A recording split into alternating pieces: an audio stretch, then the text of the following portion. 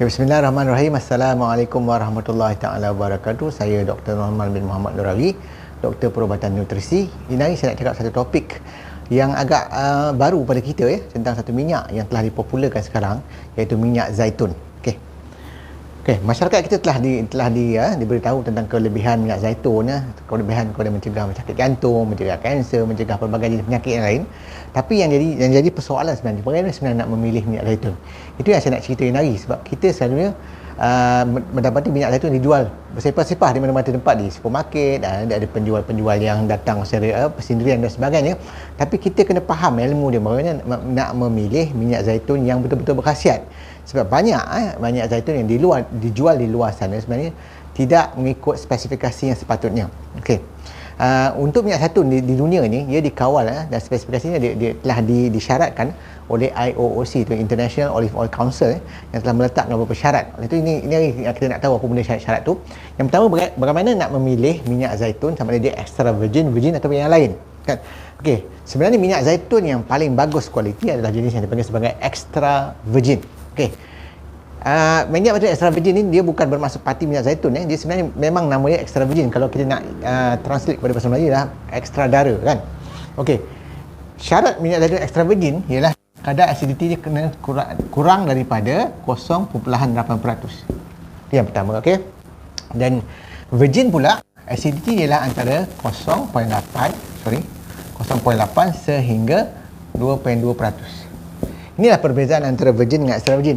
Kedua-dua minyak zaitun ni adalah minyak zaitun yang diperah daripada buah zaitun untuk perahan pertama secara proses yang dipanggil cold process, proses yang tidak melibatkan haba, dan jika diuji dan didapati acidity ni antara 0.8, dia di label sebagai extra virgin, dan jika dia kurang daripada 0.8 dia dikira sebagai extra virgin. Antara 0.8 dipanggil sebagai virgin, okey.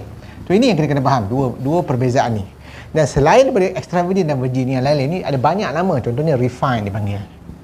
Refine. Ada yang dipanggil pure. Ada banyak nama-nama lain lah. Tapi sebenarnya yang lain pada sebenarnya bukanlah extra virgin dan virgin. Maknanya dia ambil daripada perahan kedua dan sebagainya. Ada campuran minyak sayuran dan lain. Sebab tu kita jangan ambil yang, kalau kita nak dapat kesihatan yang maksimum dari minyak zaitun, kita jangan ambil jenis yang refine, pure dan sebagainya. Kita ambil extra virgin dan virgin saja. Okey, itu syarat yang pertama. Okey, syarat-syarat tentang extra virgin dan virgin ni juga adalah syarat yang paling obvious, yang paling senang kita nak identify daripada jauh. Bila orang yang jual minyak zaitun kita kena pastikan botol yang diberi itu adalah dalam botol gelap. Botol mesti gelap.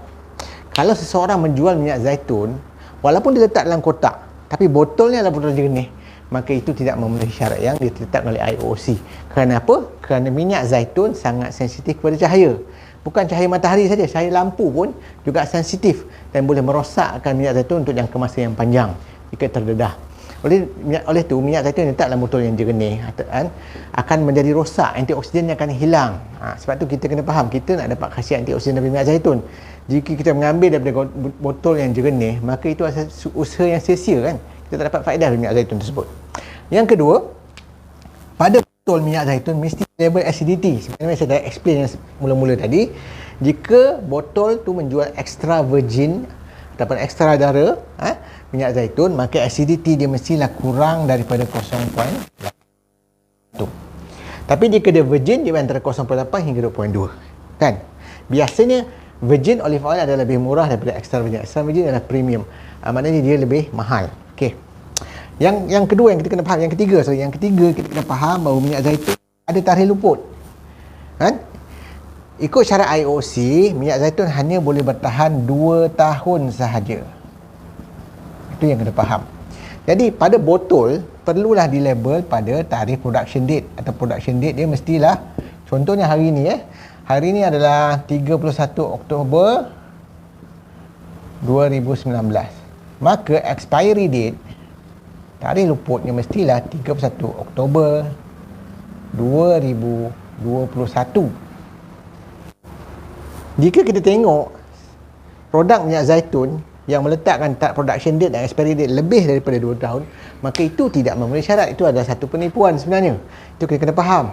Semua minyak zaitun hanya tahan 2 tahun. Dan selepas dibuka botolnya, kita perlu habiskan dalam tempoh 2 bulan, sebab selepas itu dia telah teroksida.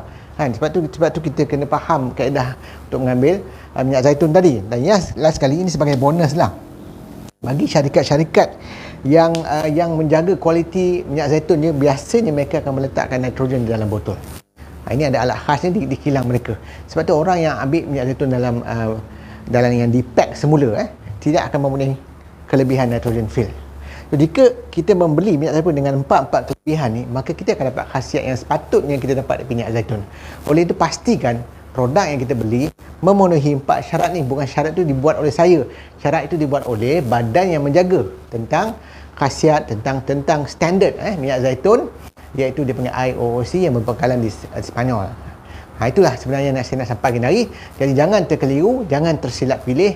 Pastikan minyak zaitun yang kita beli benar-benar berkhasiat, kerana dengan cara itu barulah kita dapat manfaat daripada pengambilan minyak zaitun. InsyaAllah saya akan cerita dalam sesi yang lain apakah sebenarnya manfaat yang kita boleh dapat dengan pengambilan minyak zaitun, dan lepas tu kita akan cerita bagaimana pula kita nak mengambil minyak zaitun setiap hari.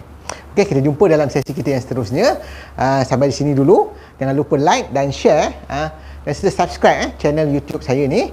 InsyaAllah akan dapat sesi-sesi bermanfaat yang lain dalam masa-masa akan datang, insyaAllah. Terima kasih.